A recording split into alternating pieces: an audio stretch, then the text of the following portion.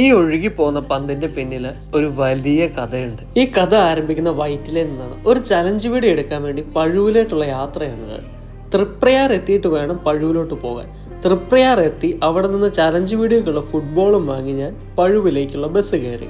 ഇവരാണ് നമ്മുടെ കഥയിലെ നായകന്മാർ. ചലഞ്ച് സിമ്പിൾ ആയിരുന്നു. 15 സെക്കൻഡ് 40 മുകളിൽ ജഗിൾ ചെയ്ത് കഴിഞ്ഞാൽ 2 പേർക്കും ഓരോ പന്ത് വെച്ച് കൊടുക്കുമെന്ന് പറഞ്ഞു. ചലഞ്ച് ഏറ്റെടുത്ത് ഷിനോജ് 2 പേർക്കുമുള്ള പന്ത് സ്വന്തമാക്കി കൊടുത്തു. ഞാൻ പഴുവിലുണ്ടെന്നറിഞ്ഞ് ജഗിൾ ചലഞ്ചിന് വന്നതാണ് ആദിൽ. ആദിലിന്റെ മിസ്സായ ഒരു ടച്ചിൽ നിന്നാണ് ഈ കഥയിലെ മെയിൻ ട്വിസ്റ്റ് ഉണ്ടാകുന്നത്.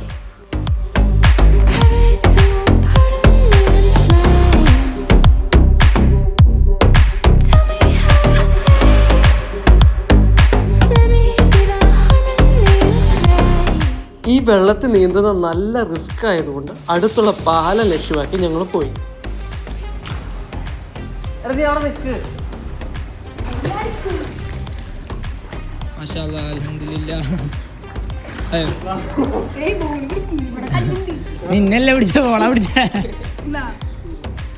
ഒരുപാട് നല്ല ഓർമ്മകൾ തന്ന ഈ കൂട്ടുകാർക്ക് നന്ദി.